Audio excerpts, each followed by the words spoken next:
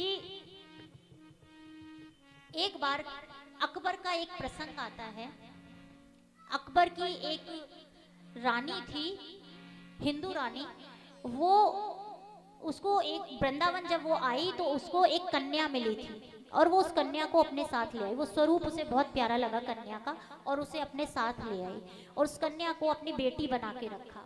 धीरे धीरे वो कन्या बड़ी होने लगी और वो कन्या जब भी अपने महल की छत पर जाती और वृंदावन की तरफ मुख कर कर रोती थी। तो एक दिन अकबर की रानी ने पूछा कि बेटी, तुम ऊपर छत पर नित्य प्रतिदिन जाती हो और इधर वृंदावन की तरफ मुख कर कर क्यों रोती हो? तो कन्या बोलती है कि माँ, इधर दिशा में ना मेरा प्रिय प्रीतम रहता है और मैं सोचती हूँ कि अब वो गाय चरा कर लौट रहा होगा, अब वो ये कर रहा होगा, पर ना जाने कब उसके दर्शन हो जाए। मैं व्याकुल रहती हूँ उसके दर्शन के लिए। तो माँ को बात अटपटी सी लगी, कुछ समझ में नहीं आई, पर उन्होंने ध्यान नहीं दिया। तो कहा बच्ची है, कुछ भी मन में आ गया होगा, बोला होगा। अब क्या होता है, एक दिन जो अकबर की रानी थी ये सुस्त बैठी हुई थी। तो माँ ने बेटी ने पूछा कि मैया आप सुस्त क्यों हो, क्या बात हो गई है? बोलती है कि पुत्री, अब जो है ना तुम्हारे पिता मुझ पर ज्यादा ध्यान नहीं देते हैं, पता नहीं मन हटता चला जा रहा है, मेरे को समय नहीं देते हैं बिल्कुल भी। तो बोलते माँ आज आपको मैं तैयार करूंगी। तो वो बिटिया जो है रानी की बहुत सुंदर से श्रृंगार करती है। अब वो जो श्रृंगार होता है इतना मनमोहक श्रृंगार होता है, इतना मनमोहक श्रृंगार होता है कि बस राजा देखता का देखता रह जाता है।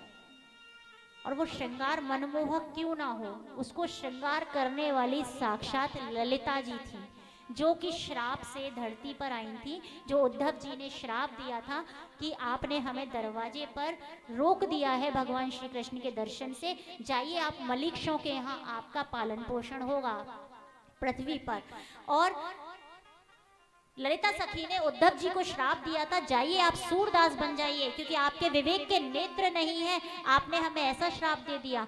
इन दोनों के श्राप की वजह से सूर बाबा का प्रकट हुआ, पृथ्वी पर प्राकट्य हुआ, ललिता सखी का प्राकट्य हुआ। और वो अकबर के यहाँ, क्योंकि मलिक्षों के यहाँ उनको श्राप मिला था उनकी परवरिश होने का। और तब भगवान श्री कृष्ण ने बोला था ये बात कि जब पृथ्वी पर आप दोनों का मिलन हो जाएगा तो आप श्राप से मुक्त हो जाएंगे और फिर आप मेरे निवृत्त निकुंज में वैकुंठ धाम में पुनः सेवा में हाजिर हो। इस तरीके से ये यहाँ पर भक्तमाल में वर्णित है कथा। अब अकबर ने जैसे देखा अपनी रानी को, मंत्र मुग्ध हो गया एकदम और बोलता है आज आपको किसने सजाया है, बिल्कुल अलग तरीके से आपका श्रृंगार हुआ है। तो उन्होंने बताया कि मेरी बेटी है, पुत्री है, जिसे मैं वृंदावन से लाई थी। अच्छा, महारानी ने अकबर से उस बिटिया को छुपा के रख रखा था कि कहीं महाराज ये ना सोचें कि कहीं कोई दूसरे राज्य के राजा महाराजाओं की कोई साजिश तो नहीं है, अपना कोई भेज दिया हो बताने के लिए अंदर की बातें। तो उससे छुपा के रखा था। अकबर ने कहा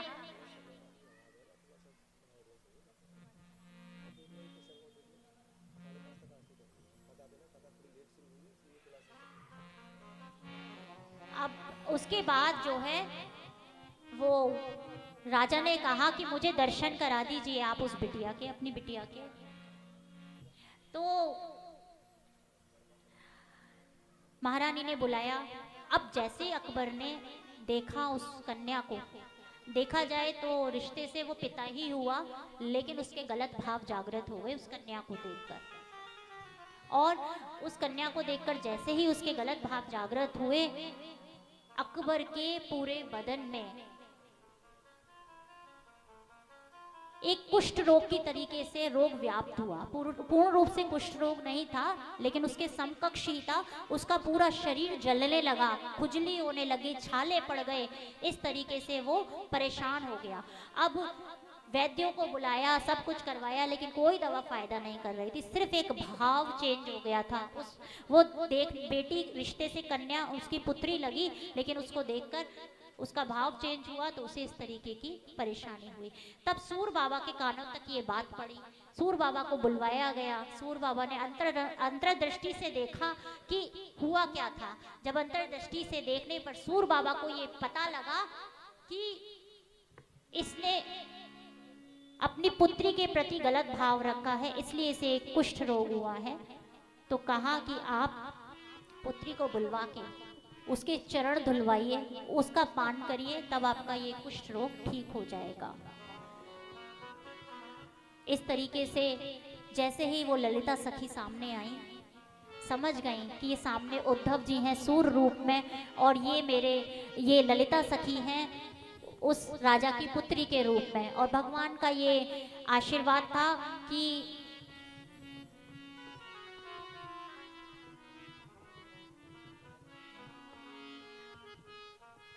अगर किसी राधे राधे मौसी जी जा रही है क्या? प्रसाद ले जाइए।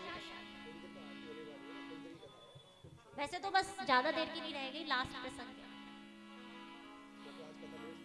आज कथा जो है लेट शुरू हुई है और समय 1 बजे था, और भक्तजन जो आए हैं यहाँ पर वो 2-2:30 बजे अप्रॉक्स आए हैं। तो भक्तों की वजह से ही कथा लेट शुरू हुई है, तो अब भुगतना तो पड़ेगा ना, बैठना तो पड़ेगा। हम नहीं छोड़ेंगे जल्दी, नहीं, लेकिन हम जल्दी कोशिश करेंगे। समापन की ओर है कथा, विश्राम की ओर है। और जो भी भक्त अगर अर्जेंसी है जाने की तो बिना प्रसाद लिए कोई ना जाए, प्रसाद लेकर जाएं। अब क्या था कि इधर ललिता सखी ने तुरंत अंतर ध्यान हो गई और वो बैकुंठ धाम में उनको प्रवेश मिल गया, अपने श्राप से वो मुक्त हो गई। और सूर बाबा की अभी इच्छा नहीं थी, सूर बाबा की अभी इच्छा नहीं थी कि मैं इस धराधाम को छोड़ के जाऊं। तो सूर बाबा ने भगवान श्री कृष्ण को बोला कि कान्हा, अभी तो मेरे 1 लाख ही पद लिखे गए हैं और 1.25 लाख पद रह गए हैं, अभी 25,000 पद रह गए हैं, कैसे होगी? और मैं इधर अस्वस्थ भी हूँ, उधर मेरा श्राप मुक्त भी हो गया हूँ। तो ठाकुर जी बोले कि देखो, आपके 25,000 पद तो मैंने ही लिख दिए, क्योंकि जितना विरह आपने यहाँ सहन किया है ना इस धराधाम पर मेरे बिना, उतना ही विरह मुझे भी हुआ है आपके बिना। ठाकुर जी को सच्चे मन से प्यार करो, वो भी विरह में उतने ही रहते हैं फिर अपने भक्तों के। तो ठाकुर जी अब जब इनकी पद रचनाएं देखने को मिलती है ना सूरदास जी की, तो जहां जहां भगवान श्री कृष्ण ने पद लिखे हैं वहां श्याम सुंदर दास लिखा हुआ है, और जहां जहां सूर बाबा ने पद लिखे हैं वहां सूरदास पद लिखा हुआ है। इस तरीके से है। फिर अब धीरे धीरे क्या होने लगा कि श्रीनाथ जी की मंगला आरती में सूर बाबा पहुंचते थे, परंतु दोपहर भोग के समय नहीं पहुंच पाते थे। तो गोस्वामी जी को चिंता होने लगी, विपुल देव विठल देव गोस्वामी जी को चिंता होने लगी कि सूर बाबा आजकल क्यों नहीं आ रहे हैं। उन्होंने किसी को, गांव वाले एक बच्चे को भेजा, कहा सूर बाबा की जरा खोज खबर लेके आ, वो काहे ना आ रहे यहाँ पे। तो देखा कि बताया किसी ने कि सूर बाबा काफी अस्वस्थ रहने लगे हैं। विपुल देव जी ने मंदिर में उपस्थित सभी भक्तगणों को बोला कि पुष्टि जहाज आज, भक्ति का पुष्टि जहाज आज विदा लेने वाला है, जिसको जो लेना है जाकर ले आए। क्यों बोला सूर बाबा को पुष्टि जहाज? कि हम सब तो एक नौका हैं, जो हमारे को भगवान ने शरीर माध्यम दिया है ना, इसके अंदर जो जीवात्मा बैठी है, हम इसी का ही उद्धार कर पाएंगे। बस हम केवल अपना, तो हम तो एक नौका है भवसागर से पार जाने को। बहुत से बहुत एक आध अपने संगी साथी को बिठा लेंगे सत्संग के जरिए, लेकिन भगवत पुष्टि जहाज का जो उपाधि मिली सूर बाबा को, वो क्यों मिली? क्योंकि न जाने कितने लोगों को उन्होंने तारा है, कितने लोगों का उन्होंने कल्याण किया है। बोलिए एक बार सूर बाबा की जय। जब हम जयकारा लगाते हैं ना ठाकुर जी का, तो जो भी भक्त से आप जुड़े हुए हैं एक बार उस भक्त का जरूर जयकारा लगाया करिए, ठाकुर जी बहुत प्रसन्न होते हैं। और आपको पता है ये जो वृंदावन में तटिया स्थान है, यहाँ तो कोई राधे राधे और जय श्री कृष्णा नहीं बोलता है, यहाँ तो सब श्री हरिदास, श्री हरिदास, जय हरिदास, हरिदास हरिदास। हरिदास कौन है?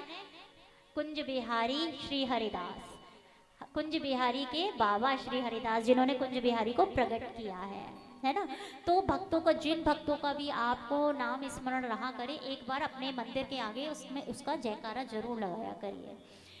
तो इस तरीके से बाबा ने विदा ली और बैकुंठ को प्राप्त किया, गोलोक धाम वासी हो गए। ना जाने कितने भक्त हमारे बीच में अभी भी हैं जो हमारा उद्धार करने के लिए बैठे हुए हैं। जो भी आपको भक्त मिला करे उससे सत्संग जरूर सुना करिए, इधर उधर की बातें मत किया करिए। अगर कोई इंटरेस्टेड है सुनाने में तो उससे सुना करिए, क्योंकि 2 मिनट का भी सत्संग कभी कभी पूरी जिंदगी बदल के रख देता है। इस तरीके से बाबा गोलोक धाम वासी हुए। अब